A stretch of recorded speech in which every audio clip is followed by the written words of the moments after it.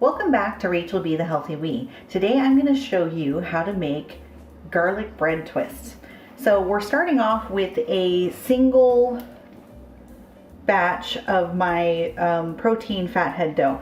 If you want to make more of these, feel free to make a double batch or however many you want. I'm going to be using some ranch dressing. That can be something that you purchase or you make. I have a recipe on my site if you'd like to check that out. But we're gonna go ahead and we're gonna spread this. So I'd say approximately a quarter of a cup. This also depends on you guys, like how thick you do or don't want it. So a lot of these are gonna give you some approximate measurements because it depends on how size-wise how thick you make your crust or not, which is kind of your bread, kind of a preference situation. So you're gonna need a quarter of a cup, maybe a little bit more, because you're gonna just do a thin layer of the ranch. And I spread mine out pretty well, as you can see. I have a pretty big sheet here, so I actually need a little bit more. So I'd say altogether I used about a quarter of a cup because mine wasn't quite full at a quarter of a cup yet.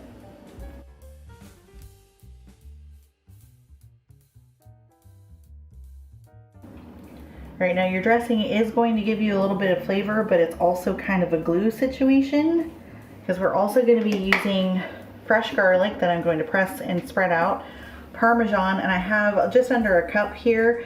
I'm going to use garlic powder, onion powder, and then a little tiny bit of Italian seasoning blend. But some of this is optional. I'm going to use probably at least 4 or 5 of these, but that's certainly up to you because it makes it a little spicy. If you don't really like it as garlicky, feel free to back that off. I like it a little spicy and garlicky, as does my husband, so we're gonna go for it and do a decent amount. I do highly recommend you use some fresh garlic though, because it does give a different flavor. You also get the fun little chunks in your sticks, your twists.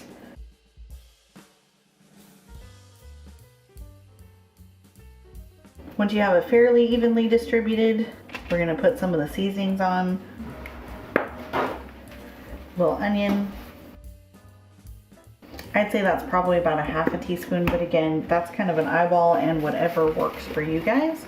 Now I'm gonna do some actual garlic powder as well, even though I have the fresh garlic on there, because this I'm gonna get a nice even coating, whereas the garlic is gonna be little hits in the overall. Just a light little bit of that. And then this is oregano, marjoram, thyme, basil, rosemary, and sage. But it's a little big, so I like to take it and squish it in my hand. And with this, maybe a half a teaspoon. Not much, because you don't want a super Italian-y flavor, you just want a little bit of background. Now we're gonna go in with our cheese. Now we're folding and twisting these, so don't overstuff or everything's just going to come out the sides, which is not what you're looking for. If you wanted to get kind of sassy and fancy, you could even do some provolone, totally up to you. Now what you're going to do is take this and fold it in half.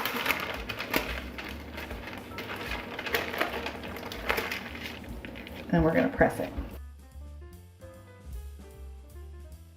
And then this is up to you as far as width. I like to go, oh, let's ask my husband because I'm horrible with sizes. How wide would you say? About 1 1/4 inches. Okay.